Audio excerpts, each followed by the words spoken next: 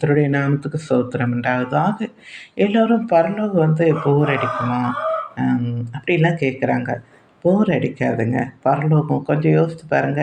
பரலோகம், சொர்க்கம் அது பேரை கேட்கும்போதே நல்லாயிருக்கு இல்லையா?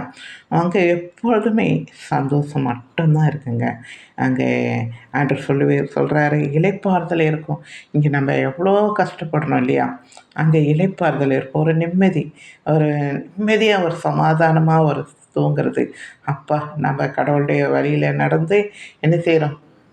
ஆண்டவருடைய சன்னிதானத்துக்கு வந்துட்டோம். ஒரு நிம்மதி, ஒரு இளைப்பாறுதல் இருக்கும். இத குறிச்சு, அத குறிச்சு ஒரு போராட்டமே நம்ம உலகத்தில வாழ்ந்துட்டு இருந்தோம் இல்லையா? அந்த எதுவுமே இல்லாம அங்கே இளைப்பாறுதலா, நிம்மதியா இருப்போம். கடன் பிரச்சனை வருவானா, இங்க வருவாங்களா? இத கேட்பாங்களா? நம்மள வியாதி இருக்கேன், சோமாவுமா? இப்படிலாம் நம்ம இந்த உலகத்தில செஞ்சுட்டு இருந்தோம் இல்லையா? அந்த எதுவுமே இல்லாம அங்க ஒரு இளைப்பாறுதல் இருக்கும். ஒரு சந்தோஷம் இருக்கும். பரலோகத்தில அன்பு மட்டுமே நிறைஞ்சிருக்குங்க. அநேக நீதிமான்கள், பரிசுத்தவான்கள், விசுவாசிகள், தீர்க்கதரிசிகள், முன்னோர்கள் எப்போ நீதிமான்களா இருந்தாங்களோ, அந்த முன்னோர்கள எல்லாம் நம்ம எல்லாரையும் பார்க்கலாம்.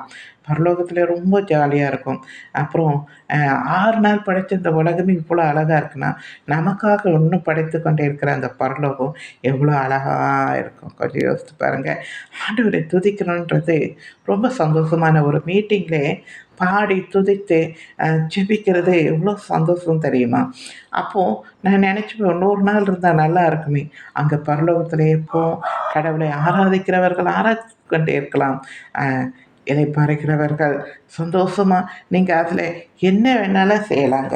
ஆண்டவர துதித்து பாடுவது தான் நமக்கு ஒரு பெரிய சந்தோஷமாக அங்கே இருக்கும். அது மட்டும் இல்ல, அது மட்டுமே இருக்கும்னு இல்லைங்க. நெறைய காரியங்கள் ஆண்டவர் அங்கே நம்ம வைத்திருக்கிறார். போனா எல்லாருக்குமே தெரியும். எல்லாரும் ஒரே மாதிரி தாங்க இருப்போம். அங்க போட்டி, பொறாமை, நீ பெரியவனா, நான் பெரியவனா, அப்படி சண்டை, சச்சரவு எதுவுமே இருக்காது.